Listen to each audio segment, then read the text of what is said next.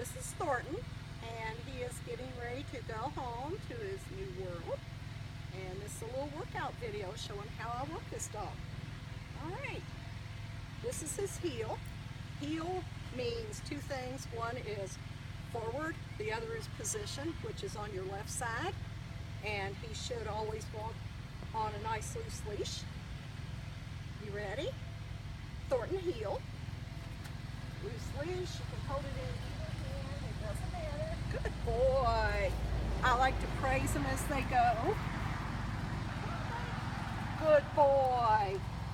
You want to talk to him? Get back. I tell him to get back if I'm turning into him and he's a little bit forward. Good boy.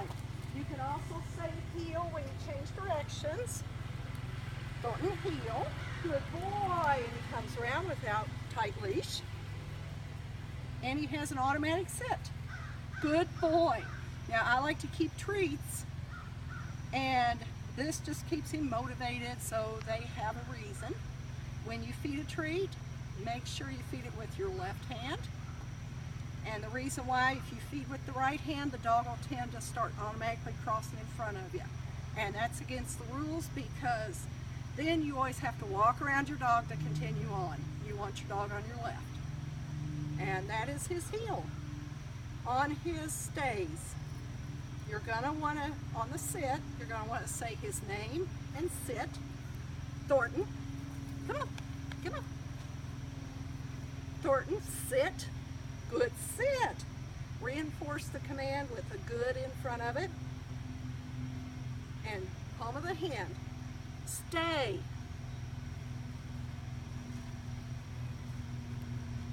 And you can do whatever you wanted to do, whatever your purpose was, whether it be answer the door, pick up something, whatever your purpose is. And the dog will stay there until you release him. You can go around behind him. Good stay. And I reinforce by saying good and what he did that was good, which was a stay. Feeding with the left hand. Good boy. All right, same thing with the down. Thornton, down. And that command is given palm of the hand down. And I like to pat the ground in front of them for just a few seconds. That's good. And what that does, that makes them roll over on their hip. They've been taught to roll over and get comfortable. This is the command that is typically, you leave the dog for longer periods of time because it's comfortable for the dog.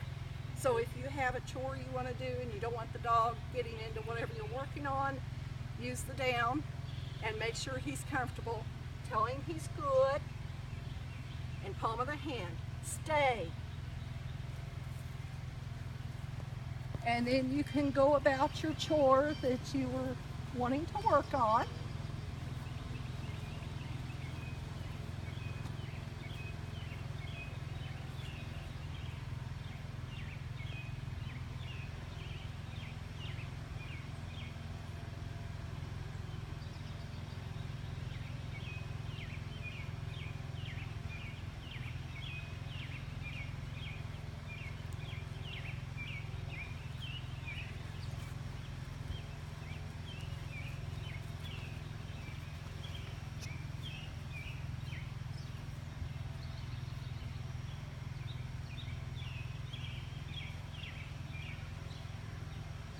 When you return to your dog, I like to keep them down.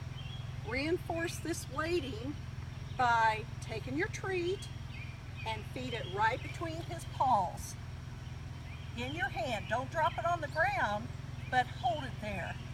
And that'll make him wait to get up because he knows the food's coming down here. Good boy. And then I give him a command that it's okay to get up. Okay, good boy. Yeah, good boy. Good boy.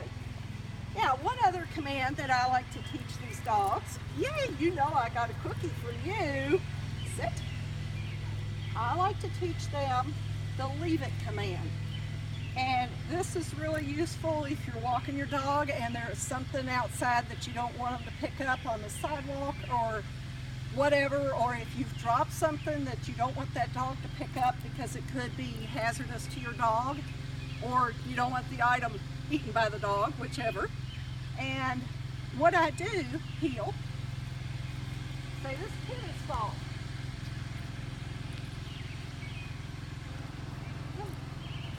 If he sees something, leave it. Good boy, good boy. When he looks at it, tell him to leave it.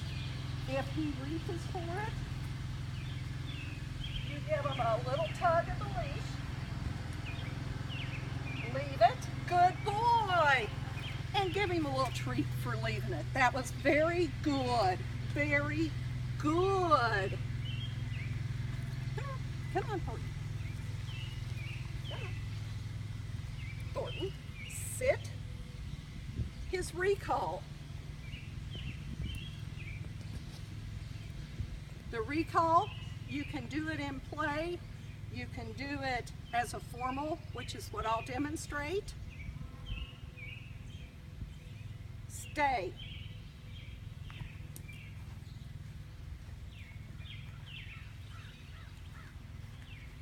And it's his name followed by command. Thornton, come. Beautiful. I like to have a treat for them when they come to you.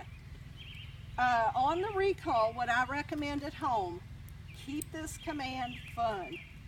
You want to let them go play outside, call them. As soon as they come to you, give them a treat, let them go play again. Don't always make it to where you only call them when you're going to put that leash back on them. Make it a game.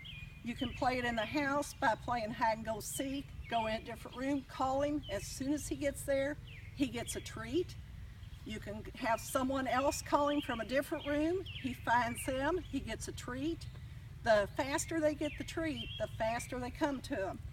And you want to make sure that multiple people are able to call the dog in case it gets out of your yard and gets loose. It's a potentially life-saving command. So you always want that dog to know what that command is. And playing the game is something that also lets you interact with the dog. They really enjoy it. They think it's a game, it's fun, but it's also very important. And so if any of his commands are kept up with, I would keep up with that recall command. And there again, it's his name followed by the word come. And you want to be consistent on your commands. Make sure you use the same word. When he does come, it's a praise of a treat and good come. And that is pretty much what this boy can do, and he is wonderful. Good boy. You want to play? Let's go play. Yay, good boy. What a good boy. Good boy.